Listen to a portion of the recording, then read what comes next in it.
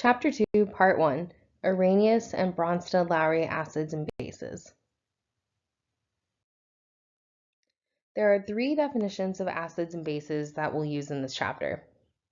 The first one is Arrhenius acids and bases. The second is Bronsted-Lowry acids and bases. And then towards the end of this chapter, we're going to talk about Lewis acids and bases. In the Arrhenius definition of acids and bases, acids dissolve in water to make H+ ions, which are protons, and bases dissolve in water to make hydroxide ions.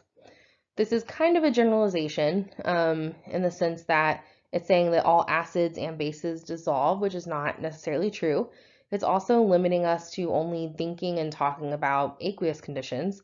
So it's kind of limiting just in that sense.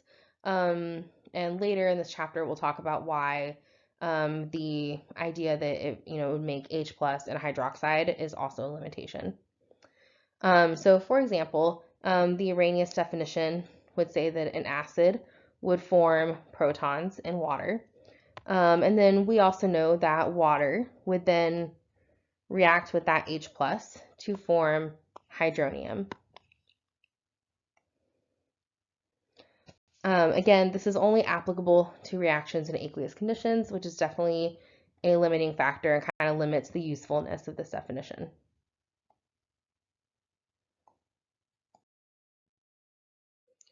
The Bronsted-Lowry definition is a little wider because it does not limit us to aqueous conditions, but it is still going to stick to largely just proton transfers.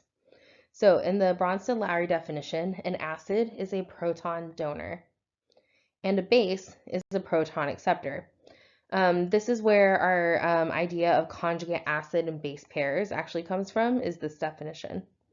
So for example, in this reaction, we have hydrochloric acid, which is a strong acid, reacting with water. Maybe you're making a solution in water, and what's going to happen is water is going to react with the hydrochloric acid by grabbing that proton. And when we attack the proton with that lone pair, we are forming a covalent bond between the oxygen and the proton. Now, we also need to break the bond between the hydrogen and the chlorine,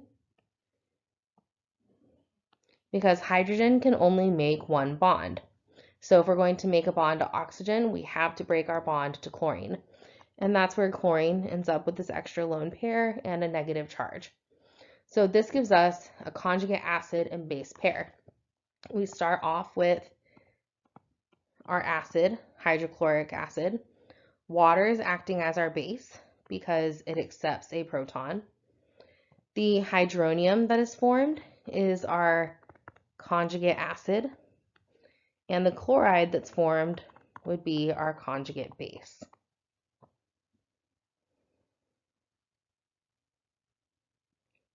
In this next example, we have acetic acid reacting with ammonia. Now, in this reaction, the acetic acid is going to be our acid. It has a proton that is easily removed, and ammonia has a lone pair on nitrogen. Nitrogen is a pretty good base. We'll talk about why towards the end of the chapter. So the nitrogen is going to be able to attack this proton to make a bond. And that's where this covalent bond on the right-hand side comes from. And again, when we make a bond with a proton, we also have to break the bond that it's coming from. So we're going to take these electrons and put them back onto the oxygen. And that's how we end up with a lone pair and a negative charge on oxygen. So go ahead and pause the video for a second and label what you believe is the acid, the base, the conjugate acid, and the conjugate base. Okay, so I did mention towards the beginning that the acetic acid would behave as our acid. We know that because it is giving up a proton. The ammonia is acting as our base, and we know that because it is accepting, or rather stealing, a proton. In our other side here, the acid lost a proton to create our conjugate base. And our ammonia picked up a proton to become ammonium, which is our conjugate acid.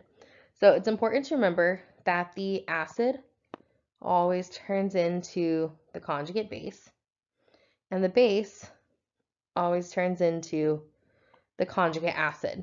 And the reason they're labeled this way is because if this reaction were at equilibrium, say it could go the other way, the mechanism for that would involve acetate actually stealing a proton from ammonium, which would make the ammonium a proton donor and the acetate a proton acceptor, or proton thief is really more what it's doing. So that's why it's called a conjugate base and a conjugate acid, is because their roles are flip-flopped from where they started on the other side.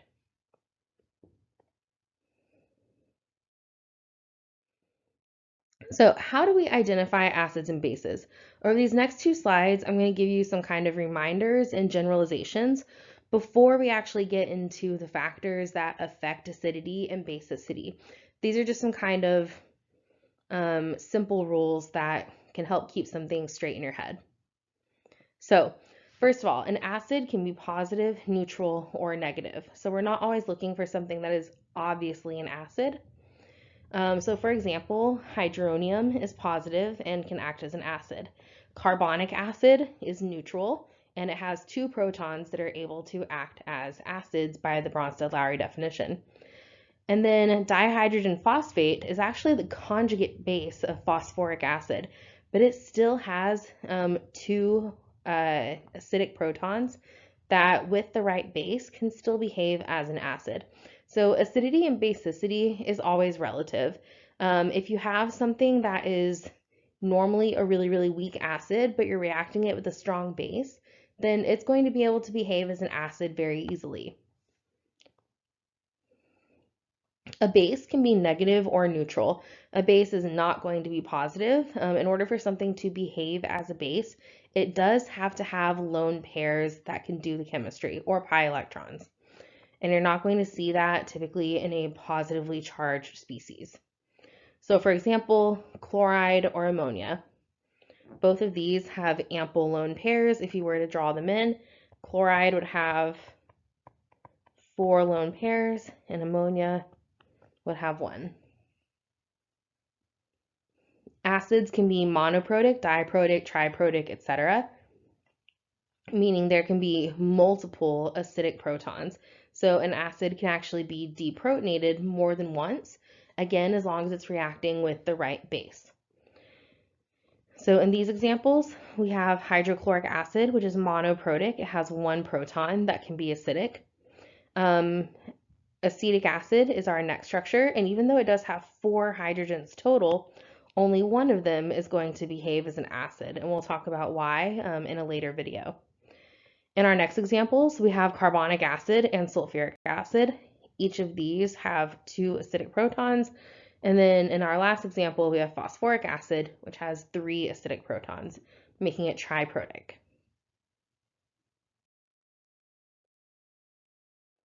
Many molecules can also act as either an acid or a base. It just depends on what they are reacting with and what their relative acidities are. For example, hydrogen carbonate could act as an acid if you were to react it with a strong base, or it could act as a base if you were to react it with a strong acid. The stronger the acid, the weaker the conjugate base, and vice versa. So for example, hydrochloric acid is a strong acid, but when you deprotonate it and you end up with chloride, chloride is a weak base. And when it says vice versa, that can actually be applied in a lot of different ways. So you could say that a weak acid has a stronger conjugate base. You can also look at a base and say, well, if it's a strong base, then its conjugate acid is going to be on the weak side. If it's a weak base, then its conjugate acid is going to be on the stronger side. So there's a lot of vice versas here. And this is just basically based on the definition of these Bronsted-Lowry acids and bases. If you have something like hydrochloric acid that is a strong acid and you remove a proton, you end up with chloride, right? Hydrochloric acid, again, is strong. Chloride is weak. Because hydrochloric acid is a strong acid, it's very, very good at acting as a proton donor, and it's going to be very good at getting rid of that proton. Once it does get rid of that proton, it makes chloride. Chloride cannot be good at taking protons back. If it were, then it never would have given the proton up to begin with. So basically, compounds can be good at one thing. They can't be good at both. So if it's good at giving up its proton, it's not going to be good at stealing it back, and that's why chloride is a weak conjugate base.